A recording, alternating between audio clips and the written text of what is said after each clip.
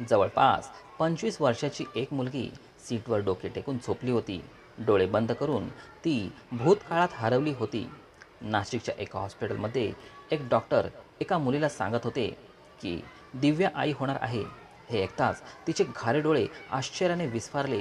हे ऐकून तिला विश्वास बसत नव्हता, कारण की ती कुठल्याच मुलाच्या जवळ गेली नव्हती आणि तिचे पतीसुद्धा लग्न झाल्यानंतर 1 तासात मुंबईला निघून गेले होते. तिने जोरात ओरडून डॉक्टरांना विचारले की हे कसे होऊ शकते.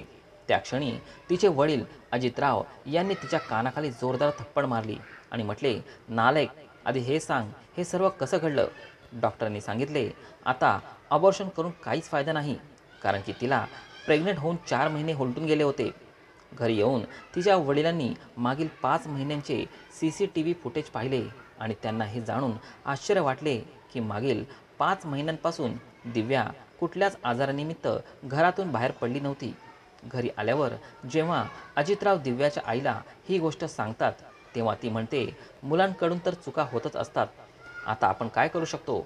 मला तर याच गोष्टीची चिंता वाटत आहे की तिच्या माहेरच्यांना ही गोष्ट माहीत पडली तर काय होईल. आपल्या लहान मुलीला सुद्धा मागणी येणार आहे. दिव्याला आपल्या आईचे बोलणे ऐकून खूप आश्चर्य वाटले, कारण की तिला तर वाटत होते की ही गोष्ट समजताच तिची आई तिच्यावर ओरडेल आणि तिला घरातून बाहेर काढेल. पण असे काहीच झाले नाही. दिव्याच्या आईची वागणूक नेहमी दिव्याच्या बाजूने सावत्र आईसारखीच होती.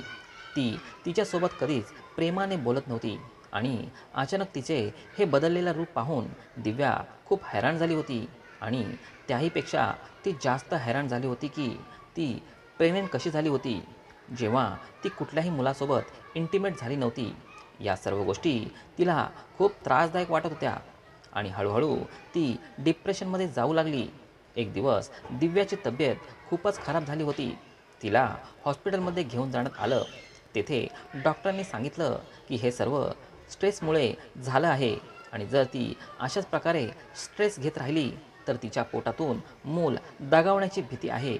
डॉक्टरांचं बोलणं ऐकल्यावर दिव्याला जाणीव होते की कुठे ना कुठे आपल्या होणाऱ्या बाळावर ती अन्याय करत आहे. शेवटी या सर्वांमध्ये त्या जन्माला येणाऱ्या छोट्या बाळाचा काय दोष आहे. शेवटी तिने बाळाला जन्म द्यायचा निर्णय घेतला. जेव्हा तिच्या प्रेग्नेन्सीचा 8वा महिना चालू होता, तेव्हा ती आपल्या होणाऱ्या बाळाचा विचार करून खूप आनंदी झाली होती. तिने लोकांना भेटणेसुद्धा बंद केले होते. ती फक्त आपल्या होणाऱ्या बाळाबद्दलच विचार करत होती. अचानक एके दिवशी झाडांना पाणी देत असताना तिच्या वडिलांनी सांगितले की आकाश येत आहे. हे ऐकताच तिला खूप टेन्शन आलं. मी हाच विचार करत होते की ती आकाशचा सामना कशी करेल आणि याच भीतीमुळे अचानक तिचा ब्लड प्रेशर वाढला. तो दिव्याला कधीच पसंत करत नव्हता. जरी दिव्या दिसायला सुंदर होती, तिचे घारे डोळे खूपच सुंदर, तरी तिच्या वाढलेल्या वजनामुळे कोणच तिची सुंदरता आणि निरागसतेवर लक्ष देत नव्हतं. आकाशने हे लग्न आपल्या घरच्यांच्या दबावामुळे केलं होतं. त्यामुळे लग्न करून तो लगेच मुंबईला निघून गेला होता. हा विचार करत करत अचानक घाबरून ती बेशुद्ध पडली आणि पोटावर पडली. त्यामुळे तिची ब्लिडिंग सुरू झाली. तिच्या वडिलांनी तिला लगेच हॉस्पिटलला घेऊन गेले.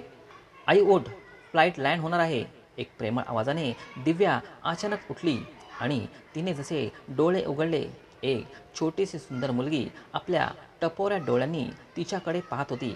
त्या दोघी जसे एअरपोर्टमधून बाहेर निघाल्या तसे सर्व लोक त्यांनाच पाहत होते. लाल रंगाची नायलॉनची साडी घातलेली दिव्या खूपच सुंदर दिसत होती. तिचे मोठे केस कमरेपर्यंत आले होते. ती चालताना अशी वाटत होती जसे काही कुठली नदी वाहत सागराला भेटते. तिच्यासोबत चालत असणाऱ्या मुलीने कॅप घातली होती आणि कानांमध्ये इयरफोन घातले होते. दुसरीकडे एअरपोर्टच्या बाहेर आकाश आपल्या कारच्या बाहेर उभा राहून दिव्याची वाट पाहत होता. आज मोठ्या मुश्किलीने त्याचे घरचे त्याचे दिव्यासोबत सोडचिठ्ठी द्यायला तयार झाले होते. म्हणून दिव्या एवढ्या दिवसानंतर नाशिकला परत आली होती. मित्रांनो, या कथेचा पुढील भाग तुम्हाला पुढच्या भागात नक्कीच ऐकायला मिळेल. व्हिडिओ आवडला असल्यास लाईक करा आणि चॅनलला सबस्क्राईब नक्की करा. धन्यवाद.